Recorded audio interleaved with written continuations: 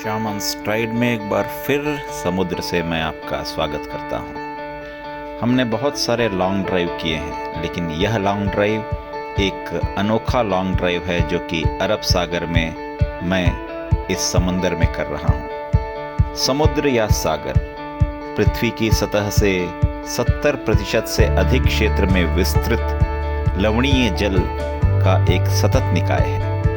पृथ्वी पर जलवायु को संयमित करने, भोजन और ऑक्सीजन प्रदान करने, जैव विविधता को बनाए रखने और परिवहन के क्षेत्र में सागर अत्यावश्यक भूमिका निभाते हैं। प्राचीन काल से लोग सागर की यात्रा करने और इसके रहस्यों को जानने की चेष्टा में लगे रहे, परंतु माना जाता है कि सागर के वैज्ञानिक अध्ययन, जिसे समुद्र विज्ञान कहते हैं, इसका आरंभ कप्तान जेम्स कुक के द्वारा 1768 और 1779 के बीच प्रशांत महासागर, जिसे पैसिफिक ओशन कहते हैं, उसके अन्वेषण के लिए की गई समुद्री यात्राओं से हुई थी। समुद्री जल की विशेषता इसका लवणीय होना भी है और जल को यह लवणता मुख्य रूप से ठोस सोडियम क्लोराइड द्वारा मिलता है, लेकिन पानी में पोटेशियम और मैग्नीशियम भी होता है। आपको इस समुद्र के दूसरे सिरे पर जो दिखाई दे रहा है और भारत का आन बान शान से लहराता हुआ तिरंगा, और यह पूर्व में गोवा का जेल हुआ करता था और यह जेल उस समय ब्रिटिश ज़माने में बना हुआ था। बाद में पोर्चुगीज़ ने भी इसे अपना जेल बनाकर रखा था पुर्तगाली शासन के समय पे, लेकिन अब एक नया जेल बन चुका है, इसलिए इस जेल की जो इमारत है उसे म्यूज़ियम के रूप में परिवर्तित कर दिया गया है। तो सैलानी जो आते हैं वो इस पुरानी जेल को एक म्यूज़ियम के रूप में आजकल निहारते हैं। और इसी समंदर की यात्रा में जब हम जा रहे हैं तो हमारे दाहिनी ओर ये जो द्वीप जैसा बना हुआ है वही गोवा का पुराना जेल हुआ करता था। और ये एक और द्वीप आपको अब दिखाई दे रहा है और आगे चलकर मैं आपको इसके और करीब लाने का प्रयास करूंगा।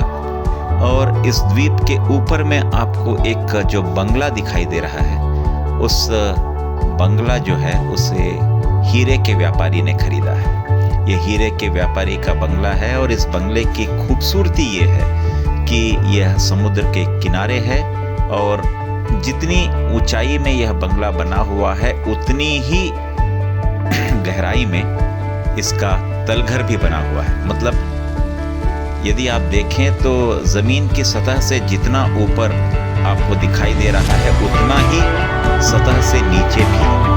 और यहाँ काफी सारे फिल्मों की शूटिंग भी हुई है।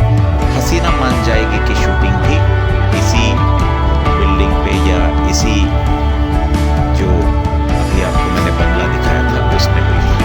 और चारों तरफ जो है प्राकृतिक नज़ारा आप देख पा रहे हैं समुद्र की लहरों के साथ, और सागर की सतह पर उठती तरंगे इनकी सतह पर समीर के कारण बनती है और भूमि के निकट यह तरंग मंद पड़ती है और इनकी उच्चता में वृद्धि होती है, जिसके कारण यह अधिक उच्च और अस्थिर हो जाती हैं और अंततः सागर के तट पर फेन के रूप में टूटती है। और सुनामी जैसी तरंगे समुद्र तल पर आए हुए भूकंप या भूस्खलन के कारण उत्पन्न होती हैं और सागर के बाहर बमुश्किल दिखाई देती हैं। इस बोट में सारे सैलानी आपको दिखाई दे रहे हैं जो कि साथ में यात्रिक हैं। और ये आपको जो दिखाई दे रहा है इसे एंकर कहते हैं, जहाँ पर समुद्र में जहाज़ों को रोकने के लिए इसका उपयोग किया जाता है।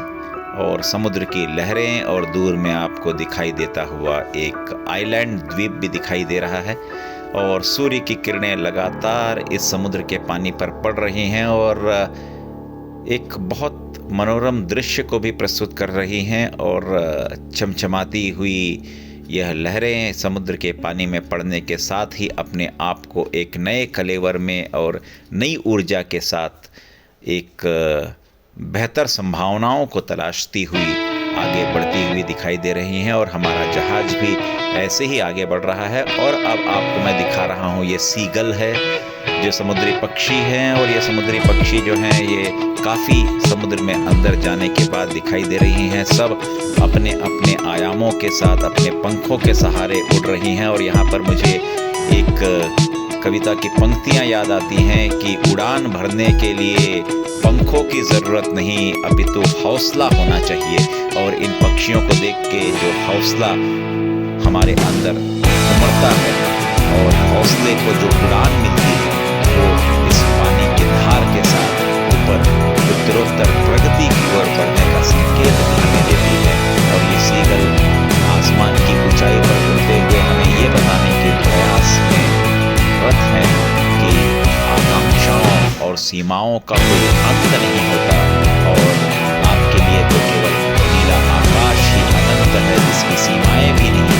और ये सीगल सभी को, हम सभी को आह्लादित कर रही हैं और हमें निमंत्रण भी दे रही हैं कि उड़ान भरना है तो अपने पर विश्वास रखिए, अपने आप पर विश्वास रखिए, संयम बनाए रखिए। और समुद्र में जो मछलियाँ छोटी छोटी हैं उनको ये सीगल अपने अंदर समाहित करती हुई, और ये शांत चित्त पानी रे पानी तेरा रंग कैसा, जिसमें मिला दो उसी के जैसा। और ये खारा पानी यहाँ पर आपको दिखाई दे रहा है। सागर में जीवित प्राणियों का समूह जैसे कि जीवाणु, सजीव, शैवाल, कवक, पादप, ये सारे इस समुद्र में पाए जाते हैं। विश्व भर के लोगों के लिए भोजन का मुख्य रूप से जो सागर है वो मछली उत्पन्न कराता है, और साथ ही साथ बहुत सारे सीप और सागरीय समुद्री जीवों और सागरीय शैवाल की पर्याप्त मात्रा में सागर आपूर्ति भी लगातार करता है। तो यहाँ पर कई प्रकार के जो वाटर स्पोर्ट्स हैं उनके लिए भी एक साधन है ये, और आनंद की कई सारी गतिविधियाँ जैसे तैराकी, नौकायान, स्कूबा डाइविंग के लिए भी सागर न केवल आहार प्रदान